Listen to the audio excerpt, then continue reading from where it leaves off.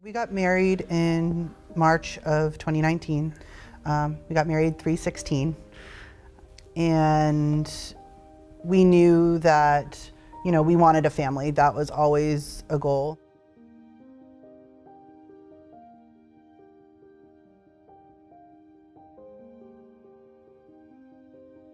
It was a struggle for us to get pregnant.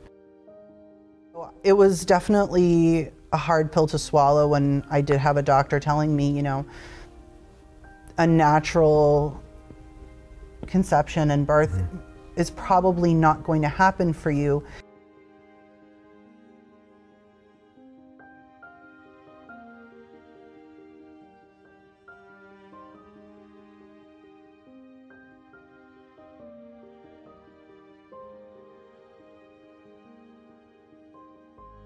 When we conceived Jordan, we were actually in the process of adopting. It's difficult. As a woman, it's very easy to feel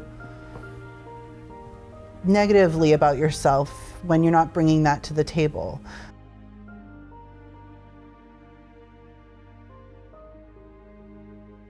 It was August 28th, 2022. It was a Sunday. We came to church. Jared's message that day was about miracles. It was about all the miracles we see in the Bible, and the possibility of miracle if you just believe. We got to the hospital. I was in labor, and at that time I was in a small group, and as soon as we found out I was in labor, you called my parents, you called Jared, you called Keith, and I texted the girls in my small group and I said, I don't have time to talk right now, but I'm going into labor at 23 weeks and I just need your whole heart prayer right now. I need your whole heart prayer. And at the beach baptism, they all got together and they all prayed over us immediately, and got God involved because this was so out of our hands. We needed him. When he was born, he had a 50% chance of survival. He had an 80% chance of blindness or vision impairment. He had a 30% chance of cognitive delays, serious delays, among just a lot of other negative struggles. So we were preparing for really the worst. It was I thought for sure he wasn't going to make it through September, So it was he hard. was born. I had to go into surgery immediately after he was born. Yeah. So I didn't meet him for 8 hours after he was born. I've worked with kids my whole life. I've worked with babies for as long as I can remember, and I remember when you wheeled me from the OR to the NICU, and I'd never seen a person so small. Yeah, he was only 1 pound. Could easily fit him on the palm of our hand. Shoulder to shoulder, he was narrower than our phones. His eyes were still fused shut. His ears were still fused to his head. He couldn't breathe on his own. He couldn't eat. He couldn't do anything. So we had to sign paperwork saying, when it was okay to stop trying. And that was brutal because we would keep fighting. Yeah. We would fight and fight and fight. So that was where we really needed to lean into God, and we needed our small group, and we needed our faith, because if we're just looking at statistics, they're horrifying. All babies in utero have a valve in their heart that's open. It connects the two chambers because their mother is doing all the work for them. Most babies, the heart closes itself shortly after birth.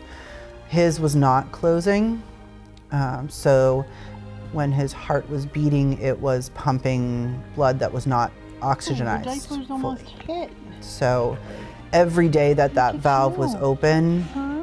we risked stroke, and he was 600 grams. A stroke would be fatal. Yeah. Looking around. It would be it. So there's one drug that they don't like to use. It's successful a lot of the times, but it's very risky. It was getting down to life or death. We try this drug, or we just let him remain with this valve open. So we tried it, and it was just very scary. Just praying that it would work, and it didn't. Yeah, and that would have entailed Jordan going from women infants to Boston Children's, because they're the only level 4 certified pediatric cardiac surgeons around. Right. So he would have had to go there, stay there for a little bit, and then come back. The day before we were arranged to be moved up to Boston, we always came in early, 5 o'clock in the morning, so that way William could spend some time with Jordan before going to work, and then I would spend the day in the NICU. And through the day, he continued to just do unusually well. So the doctors decided to get another echocardiogram, and the valve was closed. After all the drugs failed, after everything, his amazing, and he had an amazing team of doctors, after everything they knew to try failed, and we were getting ready for surgery, and the day before, the valve was closed, and they sent the echocardiogram up to Boston Children's, and they're like, he doesn't even qualify for the surgery anymore. And it was just... Yeah, that was a big day. I remember that. It was a miracle in front of our faces. That was surprising. I couldn't believe that. And they just had no scientific or medical explanation to this, why it did it. It was just, God had reached down and touched his heart. Like, it was just amazing. I remember we went to church that Sunday, and we pulled Jared aside. I remember, because I was like, we have to tell you this, like right now. I can't keep it in. We have to tell you what happened. And he was just so happy for us. Yeah, I would say once we got into October, it got better. And then November and December, we knew he was going to be coming home, but we just didn't know when. So it turned from us being, I would say, a little hopeless if, he didn't survive, to when are we getting out of here, I don't really count when my parents had me baptized when I was an infant through the Catholic Church. I didn't think it was genuine, just looking back at the choices they made in their lives and how I ultimately ended up in foster care. So I didn't really count that being something legitimate that I wanted to pursue at that time. But, I would say after Jordan was born, it was time to, to pursue that. It's something that I wanted to.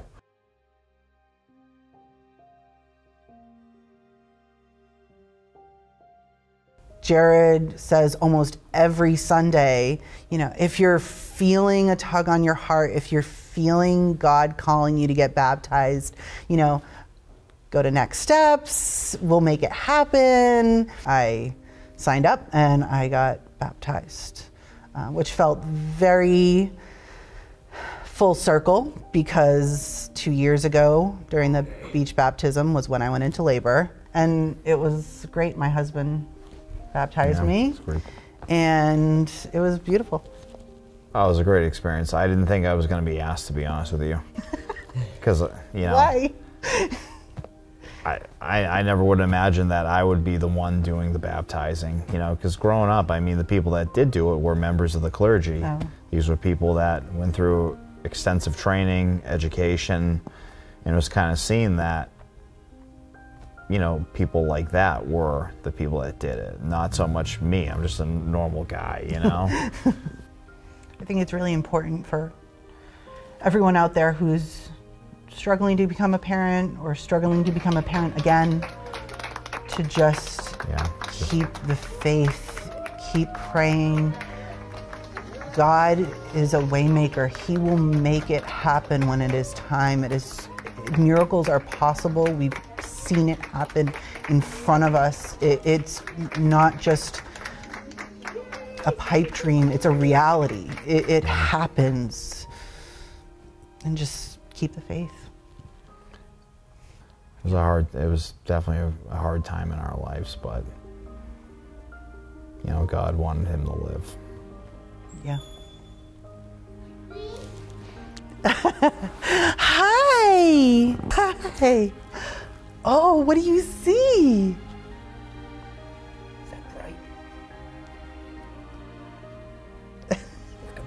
Hi.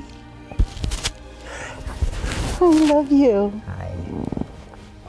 A tree. Yeah, do you see lights? Where are we? Can you say church? Church. Yeah. Church.